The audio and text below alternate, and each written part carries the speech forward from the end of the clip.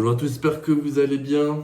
On se retrouve dans cette vidéo dans le cadre que vous connaissez. Après 305 jours de voyage autour du monde, me voilà de retour dans ma région natale. Cette vidéo, elle va bien sûr, comme vous l'avez vu dans le titre, parler du bilan de mon voyage de presque un an, 10 mois, 305 jours autour du monde.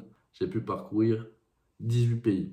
Le but de cette introduction va être de vous donner les raisons, les motivations pour lesquelles je suis parti autour du monde. Et on va voir plus en profondeur les 4 dernières années de ma vie pour que vous compreniez la manière et l'état d'esprit avec lequel je suis parti. On va commencer en 2020. C'est là que tout a changé. J'ai eu un gros déclic dans ma vie. C'est grâce ou à cause du confinement que j'ai pu déjà passer le bac, acquérir un nombre incroyable d'informations, de connaissances. J'ai lu des dizaines de livres, regardé des centaines de vidéos et podcasts. Ça m'a permis d'ouvrir mon esprit, d'acquérir un panel de connaissances sur le développement personnel, la psychologie humaine, la spiritualité, m'intéresser aux religions, à l'alimentation, au business, au fonctionnement de la société, aux influences, à la publicité, aux réseaux sociaux. Enfin bref, j'ai brassé un certain nombre de livres, de connaissances, d'informations qui m'ont permis de devenir quelqu'un de plus conscient de ses agissements au quotidien et de sa manière d'être. Donc ça a créé en moi une espèce de dissonance cognitive, c'est-à-dire un décalage entre ma manière de penser et ma manière d'agir. Donc oui, 2020 a été une année qui était importante. J'ai passé mon bac en distanciel, j'ai eu mon permis. À la fin 2020, j'ai intégré les études supérieures. C'est à ce moment-là que j'ai vraiment commencé les sports de combat, puis par la suite les compétitions. C'est vraiment l'année aussi où j'ai intégré le monde salarial. J'ai pu voir les comportements des humains quand ils sont dans leur environnement où ils passent 80% de leur temps, le travail. J'ai analysé beaucoup mon environnement. J'ai grandi, j'ai rencontré de nouvelles personnes, un type supérieur, j'ai essayé de parler avec eux, voir ce qu'ils pensaient, quels étaient leurs objectifs de vie. Et ça m'a permis de me créer un vrai esprit critique que je n'avais pas auparavant. Je me laissais pousser, je me laissais guider par la foule, etc. Il y a vraiment une émergence de ma conscience, de ma manière de voir le monde. 2021, ça a été beaucoup plus dur pour moi, suite au décès de mon grand-père. J'étais dans une phase un peu sombre, on va dire. J'écrivais beaucoup parce que j'avais aussi pris beaucoup de notes pendant mon confinement. J'écrivais le soir, j'avais du mal à dormir. Et enfin, 2022, je sors un livre fin 2022 suite à toutes ces expériences de vie, que ce soit professionnelles, de voyage, parce que j'ai déjà fait un road trip en 2017 quand j'étais plus jeune. Suite à mes différentes lectures, aux échanges que j'ai pu avoir avec les personnes autour de moi, avec mes analyses dans le monde salarial, les podcasts que j'écoutais, les vidéos, enfin bref, un gros pack d'informations et de connaissances que j'ai essayé de synthétiser durant plus de 2 ans et une expérience de vie de 20 ans à cette époque-là. Le livre qui s'appelle Désillusions dogmatiques, que j'ai sorti en fin 2022, il retrace mes analyses, des expériences psychologiques, une vision philosophique que j'ai de la vie. Je parle de conditionnement, de conformisme, mais aussi de la société matérialiste. J'apporte aussi du développement personnel avec des citations et ma vision du monde. J'aborde aussi la spiritualité, les influences dans la société, un grand nombre de thèmes qui te permettent d'ouvrir ton état d'esprit. Enfin bref, 2022, c'était une grosse année pour moi. Et en 2023, suite à cela, j'intègre et je continue les études pendant un an en licence de management. Voilà, on m'apprenait à devenir le manager de demain. J'avais quand même au fond de moi des envies d'entrepreneuriat qui émergeaient, qui étaient présentes depuis au moins 2 ans. Et à force d'être assis sur une chaise, après avoir fait 3 ans d'études, à écouter des professeurs, à faire des projets qui n'étaient pas vraiment des projets, vu qu'une fois que je sortais de la salle de classe, ils s'annulaient. Je sentais que ma place n'était plus là. J'avais des envies de voyage qui apparaissaient en moi. J'avais des intuitions profondes, des visions d'endroits où je devais aller. Donc je prends la décision de partir voyager. Initialement, je voulais partir à Bali pendant 6 mois. Peut-être faire un mois en Thaïlande ou 2 pour m'entraîner au sport de combat. Puis me poser à Bali pour lancer des business et pour être à côté de la mer, pouvoir surfer. Maintenant que vous en savez plus sur les raisons de mon départ, on va parler de ma préparation, si j'en avais une, comment j'ai fait pour partir. Donc pour être franc avec vous, j'ai simplement fait un itinéraire entre guillemets des endroits où je voulais aller et qui m'intéressaient dans le monde. J'ai pas fait d'itinéraire à proprement parler, j'ai juste retracé et fait une liste sur Google Maps avec des endroits que je trouvais cool. New York, Islande, Bali, tac tac tac. Après avoir recensé plein d'endroits dans le monde, j'ai fait une suite logique des endroits pour faire une boucle, tout simplement. J'ai commencé mon tour du monde en octobre, le 18 octobre 2023, avec l'Islande. Après, je suis allé à New York. Après, je suis allé au Canada. Après, je suis allé au Mexique, à Belize, au Guatemala, au Salvador, au Nicaragua, au Costa Rica. Et après le Costa Rica, je suis allé rejoindre mes parents au Panama, qui m'ont fait une surprise parce que j'avais de la famille là-bas. Après, je pars pour la Colombie, le Pérou, la Bolivie, le Brésil, etc. Puis par la suite, je me dis que je vais partir au Kenya. Bon, finalement, ça s'est pas fait. Du coup, j'arrive à Dubaï. Je reste 4-5 jours à Dubaï. Mon visa au Kenya n'est pas accepté. Je rencontre des gens incroyables, des mecs qui sont dans le business. Ça me donne envie d'entreprendre, de lancer des projets, etc. Je vais en soirée avec eux. Je rencontre des gens qui font de l'argent, tout ça. Enfin bref, j'ai grave kiffé cette période. Après quoi, j'avais déjà dépensé le billet pour aller au Kenya, mais je pouvais pas y aller parce que j'avais pas fait les demandes de visa en bonne et due forme. Donc, je me dis que je vais prendre un billet pour aller en Thaïlande, pour m'entraîner un mois à fond là-bas, pour par la suite finir avec un combat. Donc, c'est ce que j'ai fait. Je suis allé en Thaïlande. Après avoir fait mon combat, l'avoir gagné, vous pouvez regarder la vidéo ici, je suis parti à Bali. Je me suis posé là-bas, tranquille.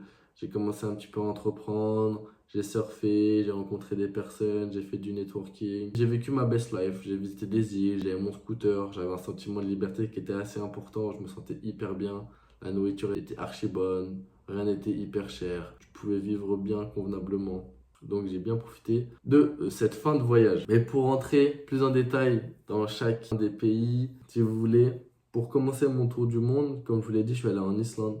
Avant même de partir et de prendre mon avion, il y a eu une épreuve que j'ai dû faire face, c'est le trajet pour aller à l'aéroport d'Orly avec mes parents. Je leur avais parlé brièvement de mon projet, mais là, on arrivait au jour où la date du départ de mon avion arrivait, c'est-à-dire qu'on était le jour J. On en avait parlé, etc., mais c'était assez flou. J'avais même pas réservé d'hostel, j'avais rien fait. Donc juste avant de partir dans l'aéroport, bam, je book une auberge de jeunesse. Sauf que mes parents, ils savaient pas ça. Donc, durant tout le voyage, on avait 1 heure pour aller à Orly. Ils m'ont terminé, on va dire. Ils m'ont dit, mais Flavian, c'est responsable de faire ça. Tu nous dis pas où tu vas. Tu pars seul. T'as pas d'itinéraire clair. T'es perdu, machin.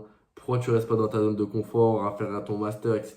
Tu fais vraiment n'importe quoi, tu vois. Ce jour-là, j'étais vraiment au fond du trou. Parce que, dis-toi, tu pars. Tu vas complètement à 100% dans le chaos, tu vas dans l'inconnu et tes parents, ils te soutiennent pas vraiment, ils comprennent pas ta vision, ils comprennent pas pourquoi tu veux sortir de ta zone de confort, ils comprennent pas ta démarche. Donc j'étais assez dépité. Dans la voiture, je me disais, putain, est-ce que je pars ou pas?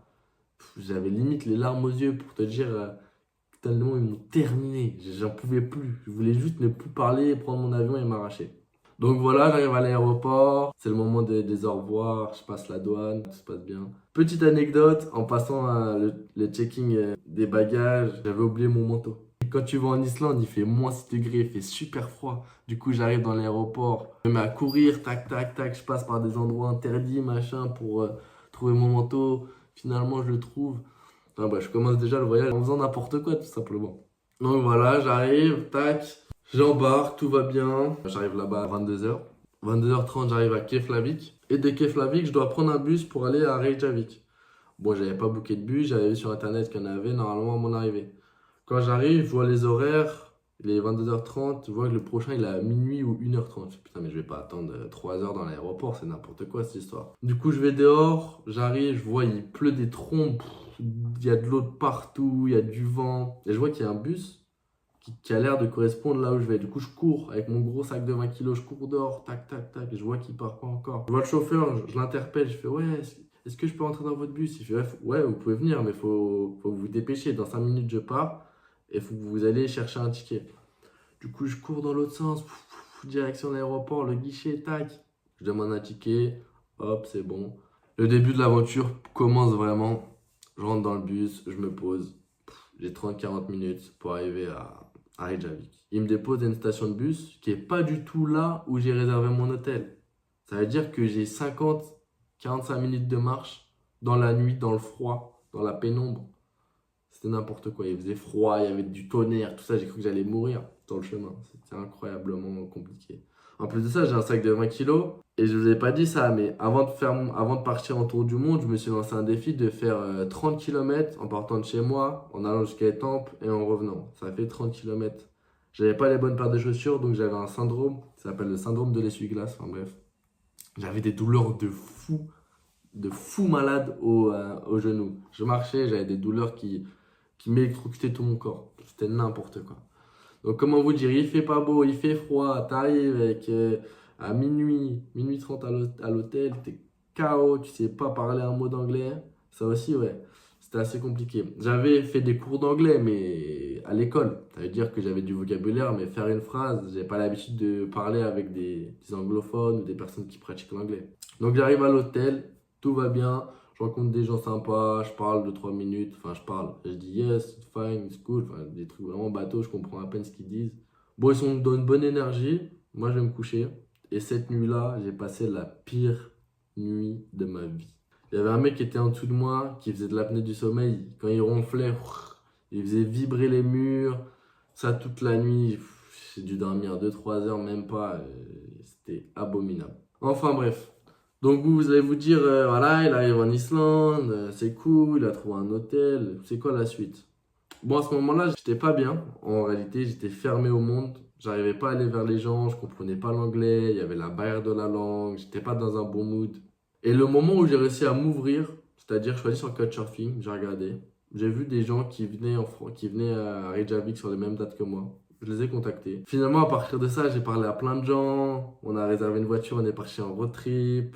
Je suis allé chez des locaux, ils m'ont fait visiter l'Islande, ils m'ont invité à des soirées Halloween, j'ai rencontré des mecs de partout, des gens trop cool, incroyables. Donc voilà le début d'expérience que j'ai. Au début, comme je vous l'ai dit, j'étais froid, j'étais fermé, et dès que je me suis ouvert, tout est arrivé à moi quand je le voulais. Donc ouais, en plus, en partant, j'avais pris le livre qui s'appelle Le pouvoir de l'instant présent. Du coup, je commençais déjà à le lire dans l'avion. Et je l'ai lu 3 4 fois durant mon tour du monde. Donc tous ces concepts-là, j'ai commencé à bien les comprendre, à encore mieux les analyser et à me mettre dans le relâchement, dans l'acceptation de ce qui arrive. Voilà pour ce qui est de ma première expérience de voyage, le premier jour, la première semaine, sans avoir aucune préparation. Parce que moi, j'ai beaucoup fait les choses au feeling. Je me laissais guider par mon instinct, c'est-à-dire que j'allais dans une ville. Si la ville me plaisait, j'y allais. Si elle me plaisait pas, je partais, je restais 2 3 jours. Si la ville, au contraire, je me sentais bien, je pouvais rester 2 semaines, 3 semaines, un mois là-bas, sans problème. Et je bougeais. C'était un peu ma manière de fonctionner.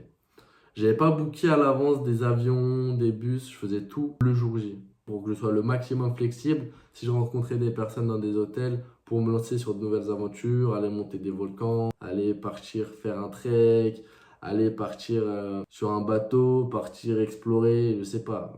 Peu importe l'aventure, je me disais, faut que je sois le plus flexible possible pour tout simplement profiter au maximum de mon expérience de voyage. Il y a plusieurs choses à retenir durant mon tour du monde. Déjà, la première chose, c'est qu'il faut avoir une attitude. Une attitude quand tu voyages, c'est super important. Toujours avoir confiance en toi. Essayer de regarder les gens dans les yeux. Avoir une posture droite, sûre de toi. Parce que sinon, tu vas te faire arnaquer où que tu ailles. Soit au Mexique, soit dans les pays latins. Si tu parles pas la langue, c'est compliqué. En plus de ça, si tu as une posture de victime, tu vas te faire arracher. Autre chose, la flexibilité, comme je vous l'ai dit, essayez d'être le maximum flexible. C'est mieux pour vous, ça vous fait moins de choses à penser, vous vous sentez mieux. Aussi, moi je suis parti sans savoir où j'allais vraiment. Donc j'avais pris un gros sac de 20 kilos dans lequel j'avais mis un autre sac. Donc j'étais hyper chargé. Chaque déplacement était une corvée. Je marchais 1 km, j'ai l'impression d'en marcher 6. Donc voilà, conseil intéressant à prendre en compte si vous voyagez. Chargez vos sacs au minimum. Prenez le strict nécessaire. Moi, si je dois repartir demain, j'ai un sac de 30 litres. Je sais le nombre d'habits qu'il me faut. Je sais à peu près comment les plier, etc. Et j'aurai pas besoin de plus. Mais ça, tu le sais pas au début. T'as peur, tu prends la moitié de ta maison, tu prends 40 000 pantalons, 40 000 t-shirts, tu prends 2 paires, 3 paires de chaussures. Moi, j'avais pris un micro, j'avais pris une tente, j'avais pris un sac de couchage, j'avais pris tellement de choses dans mon sac. Et il y avait un ancien qui m'a dit avant de partir, si tu sens pendant un moment de ton voyage que tu sens trop lourd, laisse les affaires, c'est pas grave. Moi, j'ai eu de la chance que mon meilleur ami m'ait rejoint, dédicace à Rémi, au Costa Rica. Il m'a rejoint au Costa Rica, on a passé une semaine de folie ensemble, on a surfé, etc. Et à la fin, je dis, hey, frérot, est-ce que tu peux me rendre un service, s'il te plaît? Il m'a dit, c'est quoi le service? Bah, tu vois mon gros sac là, j'avais un gros sac rouge. Je lui dis, bah, est-ce que tu peux mettre ton sac dans mon sac? Tellement il était énorme, tu peux mettre ce que tu voulais dedans. Est-ce que tu peux le reprendre et me le ramener en France parce que là, j'en peux plus? Je fais, vas-y, pas de problème.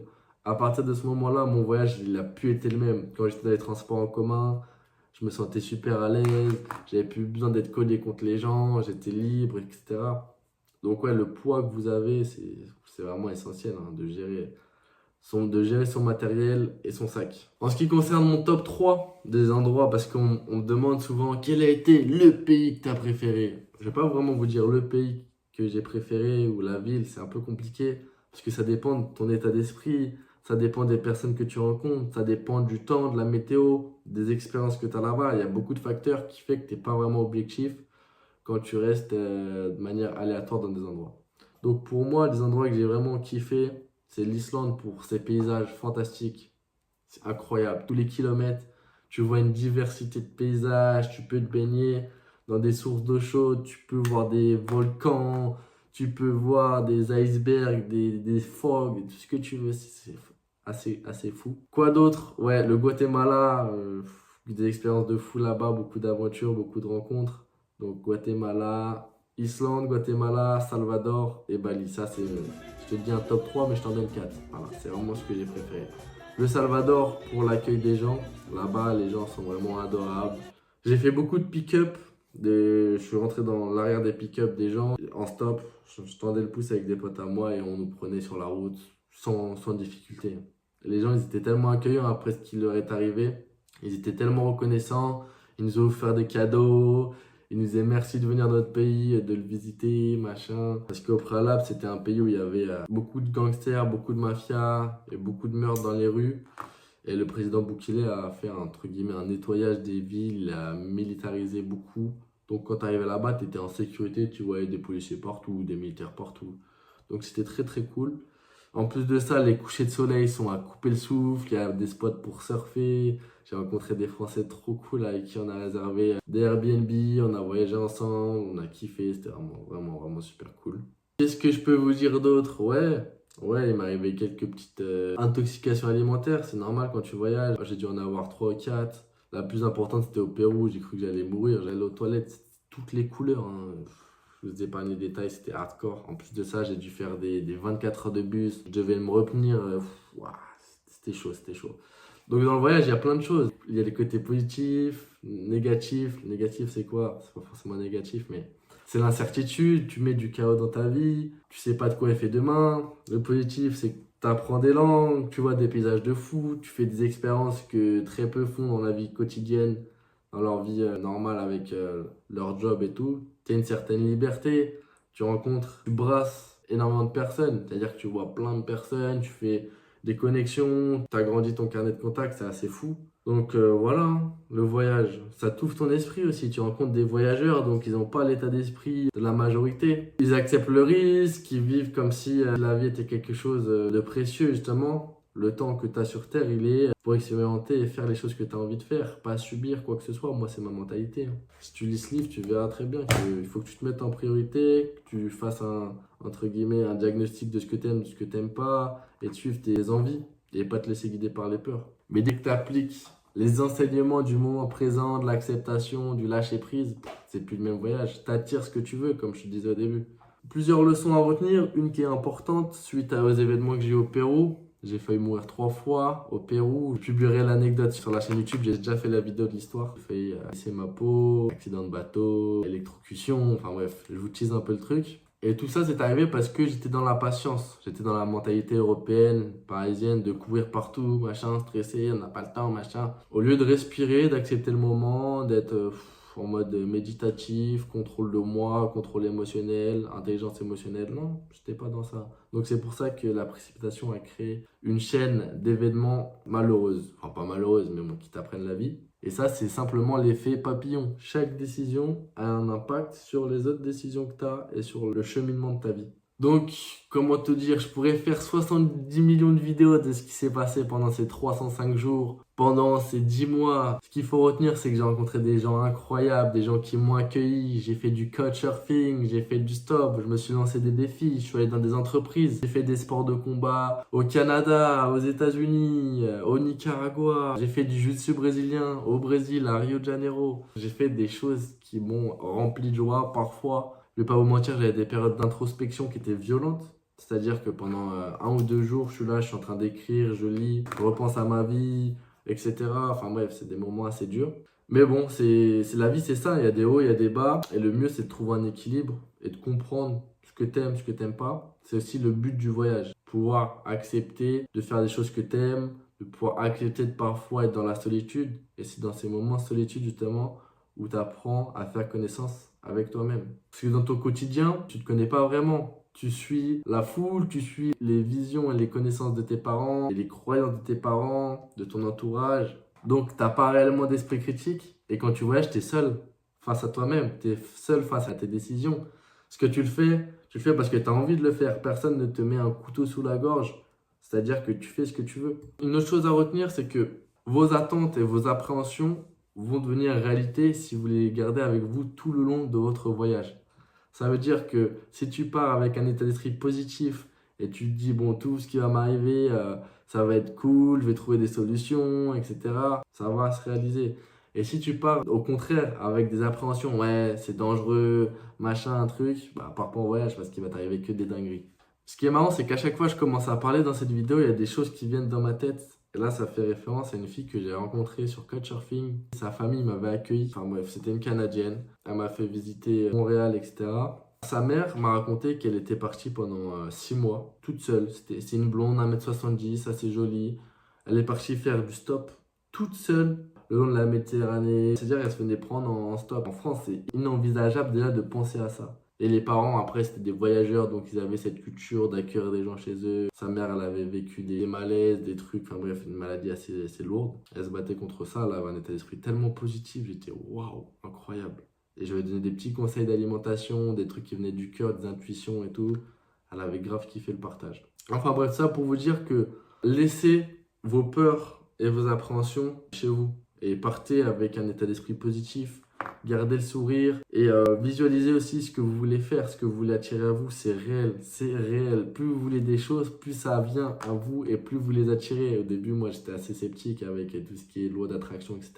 Mais plus j'ai évolué dans mon voyage, plus je me suis rendu compte que c'était réel. Ce que tu vibres, ce que tu penses, tu l'attires à toi. Donc, penser positif, c'est très, très, très important. Quoi d'autre à dire? Pour financer mon tour du monde, j'ai dû faire plusieurs choses. Déjà, premièrement, j'ai mis beaucoup de côté durant mes 3 années d'expérience que j'ai faites en Île-de-France. C'est-à-dire que tous les mois, j'ai épargné 60-70% de ce que je gagnais, voire parfois même 100% quand j'avais rien à faire et que je vivais tranquille chez mes parents. Ça, c'est un avantage. Quoi d'autre? Ouais, bah, un truc intéressant à faire, c'est d'aller sur Hostel World. Vous pouvez l'utiliser. Ça permet d'avoir un large choix d'auberges de jeunesse. Donc voilà, j'ai vécu sur mes économies pendant presque 1 an. Au début, je faisais beaucoup de couchsurfing, c'est-à-dire que j'allais dormir chez l'habitant. C'est une très bonne solution. À Los Angeles, j'ai fait un volontariat dans un hostel, dans une auberge de jeunesse, à Venice Beach, à 10 minutes à pied de la plage. Là-bas aussi, c'était un truc assez incroyable. Je vous sortirai sûrement l'interview d'un mec que j'ai rencontré qui s'appelle Bara là-bas. Assez fou. Donc voilà, j'étais dans cet hostel. Et je ne payais pas la nuit, mais en contrepartie de cela, pendant 3-4 heures par jour, je récurais les chiottes, je nettoyais les douches, je passais l'aspirateur, je nettoyais la cuisine. C'est une expérience qui était très dure pour moi parce que moi, à la base, personne n'aime faire ces tâches-là, tu vois. Les tâches ménagères, c'est pas quelque chose qui te fait forcément plaisir. Donc te discipliner tous les jours à faire ça, c'est une bonne leçon de vie et ça t'apprend plein de choses sur toi-même, à être carré. Je me suis senti super bien à Los Angeles. En parlant de Los Angeles, j'ai rencontré des entrepreneurs, des voyageurs, etc. Et leur manière de voir le monde, c'est assez incroyable. C'est exactement ça, le rêve américain. Les gens, ils enchaînent 2-3 tafs. Il y en a qui lancent leur business, machin, et ils partent. Et ils partent s'entraîner, faire des entraînements de boxe tous les jours pour devenir champion. C'est vraiment, vraiment ça et c'est assez fou. Moi, j'étais à Venice Beach, c'est-à-dire, comme je vous l'ai dit, très près de la plage. J'ai pu surfer là-bas. Je me suis entraîné dans un club de MMA et de Muay Thai. J'ai rencontré un Français qui venait de Lyon, qui s'est expatrié aux États-Unis, à Los Angeles, qui est trader. Enfin bref, beaucoup de rencontres.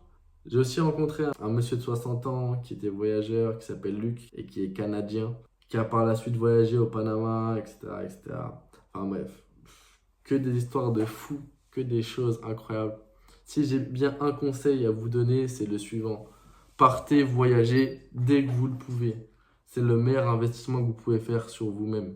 Parce que vous apprenez à répondre à des problématiques qui arrivent tout le temps. Il y a toujours des aléas qui arrivent et tu dois y répondre, y faire face. Parce que sinon, tu pleures, tu t'apitoies sur toi-même. C'est pas le but.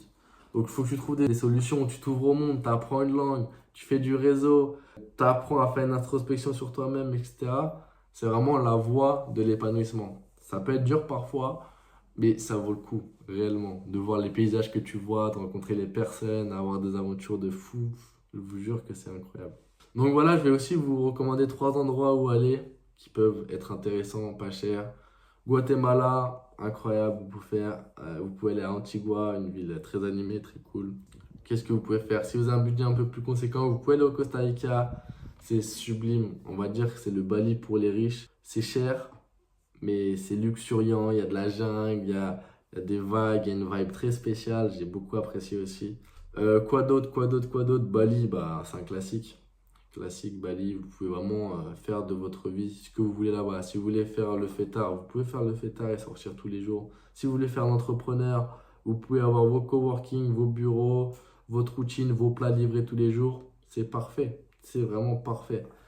Il y a des salles de sport dans tous les coins de rue, il y a des gyms avec des machines incroyables, il y a des camps d'entraînement de MMA, de jiu-jitsu, il y a tous les sports que vous voulez. Il y a des couchers de soleil à couper le souffle, je vais vous montrer quelques vidéos, quelques trucs qui vont s'afficher maintenant, c'est assez incroyable. Et les balinais surtout, ils sont adorables, ils sont vraiment good vibes, ils sont vraiment là pour t'aider, ils se prennent pas la tête. Et les seuls qui sont pressés là-bas, qui vont à fond sur leur scooter, c'est les Européens ou les Américains qui n'ont pas le temps, qui roulent avec leur gros casque. Ils n'ont pas de casque, ils ont juste les casques Apple. Ceux que tu vois avec les casques Apple, les grosses bécanes qui bombardent, c'est eux les pires. Enfin bref, Bali, expérience incroyable. J'ai aussi rencontré des gens formidables là-bas. Ce tour du monde a été pour moi quelque chose d'assez instructif. Malheureusement, il y a des endroits où j'ai pas pu aller, notamment à cause du visa que je vous ai dit au Kenya. Et le Kenya l'Afrique était le point d'entrée vers mon itinéraire jusqu'au Népal. C'est-à-dire qu'initialement, je devais aller au Kenya, aller à Zanzibar, puis par la suite aller au Sri Lanka. Du Sri Lanka, aller en Inde, monter tout l'Inde en train ou en moto ou en moyen de transport quelconque, traverser l'Inde sur tous les endroits spirituels pour m'ouvrir encore plus sur ce champ-là, et finir au Népal. Et du Népal, aller à Bali. Non, du Népal, aller en Thaïlande, puis aller à Bali. Bon, finalement, j'ai dû couper court à cette partie de mon itinéraire qui est assez gros, assez important, et c'est dommage. Mais je le garde toujours en tête pour mes futurs voyages. Donc voilà, vous savez pas mal de choses sur mon tour du monde. Je sais pas ce que je pourrais encore vous raconter. J'ai tellement d'histoires de fous. Si vous voulez en savoir plus sur l'un des pays que je vous ai dit, le Brésil, la Bolivie, le Pérou, le Nicaragua, les États-Unis, comment est-ce qu'on fait pour pas payer hyper cher là-bas, qu'est-ce qu'il faut faire, machin, les procédures, est-ce que c'est un pays qui est hyper grand? Ouais, c'est un pays qui est hyper grand. Moi, j'ai voyagé essentiellement en bus aux États-Unis. J'ai pris aussi l'avion. C'est pas très cher les vols internes quand tu voyages dans un pays généralement, mais c'est les vols. Ce qui te coûte le plus en voyage, c'est les transports et le logement. Et la nourriture, c'est dans un pays assez riche. Donc, regardez les pays qui sont, comme je vous ai dit, Amérique centrale, Asie, c'est des pays qui sont pas hyper chers pour voyager. Il y a plein de gens qui vont là-bas. Les communautés backpackers, elles sont un peu partout, donc c'est vraiment cool. Donc, je vous conseille encore une fois de voyager avec un sac à dos, pas trop chargé, avec le strict minimum, avec des rangements, des choses qui vous permettent d'optimiser l'espace. Qu'est-ce que vous pouvez prendre pour votre voyage? Bah, des habits qui se froissent pas. Moi, j'étais habillé en schlag. J'avais vraiment des habits très simples, des trucs noirs, enfin des trucs qui passaient un peu avec tout. Et j'avais aucune chemise, aucun truc assez de standing. Donc pour aller dans les soirées à Bali, j'ai dû acheter une chemise pour bouger un peu aussi. Mais sinon, moi, j'avais pantalon de Décathlon. Qu'est-ce que j'avais d'autre? Une paire de chaussures de trail. Donc voilà, tu vois, t'es pas au summum de ton flow quand t'es dans ce genre de vêtements. Voilà, je pense que j'ai fait un peu le tour des choses que j'avais à vous dire. Maintenant, on va aborder la partie, le après-voyage. Qu'est-ce que j'ai fait quand je suis rentré de mon voyage? Bah, dans un premier temps, je suis rentré en France. J'avais des idées de reprendre une entreprise familiale, me lancer dans le business parce que cette envie, elle émerge en moi depuis longtemps. Et là, c'était l'occasion de me lancer. Du coup, là, depuis que je suis rentré, je fais tout ce qui est statut juridique, tout ce qui est gestion d'entreprise, business plan, tout ce qui est stratégie commerciale, marketing, tout ça, on est dedans à fond. Donc vous verrez sûrement une transition de ma chaîne YouTube qui va plus passer sur les aspects business, sur ma manière de vivre mon business au quotidien. Je vais reprendre une entreprise familiale qui est dans la formation, dans la validation des acquis d'expérience, le bilan de compétences, la formation et le coaching. Donc voilà, je suis clash avec vous et je vous ferai sûrement des vidéos transparentes où je vous parle de mes problématiques, de mes objectifs, etc. Ça va vraiment être la tendance à venir sur ma chaîne. Parce que je me suis rendu compte que la manière dont j'ai voyagé pendant un an, c'est bien. C'est bien. Tu voyages dans des hostels pas très chers, dans des endroits qui te coûtent 5-6 $ la nuit. Mais au bout d'un moment, ton corps demande du confort. Demande du confort. Et moi, dans ma vie, j'ai pas envie de me limiter. Cette expérience était incroyable. J'ai rencontré des gens fantastiques, mais aller dans des douches crasseuses, dans des endroits où il y a des moustiques, ou dormir dans des dortoirs à 10 personnes, 5, 6, 15 personnes, ça sent la chaussette. À 4 heures du mat, il y a des gens qui font leurs affaires, ils partent en expédition, tu dors pas bien. Bon, c'est des choses à vivre une fois dans ta vie. Mais quand tu grandis, une fois que tu voyages, tu sais ce que t'aimes, ce que t'aimes pas. Encore une fois, l'importance d'apprendre à se chercher, à se trouver. Et c'est ce que j'ai fait. Donc moi, ma manière de voyager, elle va évoluer, j'imagine. Après cette expérience, j'ai envie d'aller au Sri Lanka, faire un road trip, sûrement louer une voiture avec une tente, faire du surf, etc. Avec ma copine, ça c'est un point qui va se faire. C'est sûr à 100%. Sri Lanka, c'est dans ma wishlist. Du coup, oui, quand je suis rentré en France, j'ai fait les démarches business à faire pour reprendre une entreprise. Je suis parti directement avec mon meilleur pote dans le sud de la France. On a kiffé pour se retrouver, etc. C'était vraiment cool. On est parti à Nice, à Cannes pendant 7 jours. J'ai vu ma sœur, j'ai revu de la famille, des potes à gauche, à droite. Et voilà, maintenant l'objectif, c'est d'être à fond dans le business, comme vous l'avez compris. Me donner un objectif assez ambitieux pour après repartir voyager. Je ferai une vidéo à ce sujet, bien sûr, ne vous inquiétez pas, je vais vous spammer. Après cette semaine de vacances avec mon pote, je suis reparti en vacances avec mes parents au Maroc pendant 7 jours. Donc cette année, on peut dire que le thème, c'était vraiment voyage. J'ai vu en tout 20 pays en 10 mois, 11 mois. Donc c'est assez fou. Le nombre de personnes que j'ai vues, le nombre de choses que j'ai expérimentées. J'ai fait de la plongée, j'avais jamais fait ça avant. J'ai fait des arts martiaux à des endroits que je pensais jamais faire. J'ai monté des monts, j'ai fait du surf partout dans le monde, bref, enfin pas partout dans le monde, mais dans des endroits qui étaient propices à cela. Vraiment, vraiment épanoui. Content de revenir aussi pour les projets pro, pour voir ce que je vois aussi en business, comment est-ce que je peux moi aussi créer de la valeur, aider les gens. Si vous avez des questions, des choses, vous l'écrivez en commentaire. J'essaierai d'y répondre le mieux possible. Cela étant dit, je vous invite à me soutenir en mettant un petit like, en vous abonnant, en partageant la vidéo. Et encore une fois, si vous avez la moindre question, vous avez besoin d'un conseil ou quoi que ce soit en voyage, vous m'envoyez un message en commentaire ou sur Instagram, flavian.91. Je reste à votre disposition. Et puis voilà, une chose à dire, continuez ou mettez-vous à voyager, c'est incroyable. Vous allez devenir une personne encore meilleure que vous êtes actuellement. Vous allez faire des rencontres assez folles, vous aurez des aventures à raconter à tout le monde et vous arriverez avec une espèce de sagesse en vous, une paix intérieure, c'est quelque chose que tu peux cultiver après. C'est ça que j'ai oublié de vous dire, l'erreur que j'ai faite, c'est pendant une période de mon voyage, j'ai voyagé assez rapidement, c'est-à-dire que je ne suis pas resté longtemps dans les pays, comme notamment la Colombie. La Colombie, il faut rester 4 à 5 mois, voire 6 mois là-bas pour t'imprégner, faire le tour des villes, machin. Moi, je suis resté 3 semaines. Donc ça, c'est vraiment une erreur que j'ai faite et que je ne vous conseille pas de faire. Essayez de rester un mois minimum dans les endroits ou si vous sentez directement que l'endroit ne correspond pas avec vous, bougez, changez de ville. Moi, c'est ce que je faisais, mais il faut plus mixer selon moi, de faire des périodes de 2-3 mois. Après, c'est pas facile hein, de rester longtemps, d'accorder tout ce temps pour voyager. C'est un mode de vie à prendre, comme je vous ai dit, pour voyager pour pas cher. Vous pouvez faire des volontariats, vous pouvez faire des couchsurfing, vous pouvez travailler en distanciel, en remote. Il y a toujours des solutions, toujours des solutions. Donc il faut suivre son instinct, ce que vous voulez faire et ne pas faire.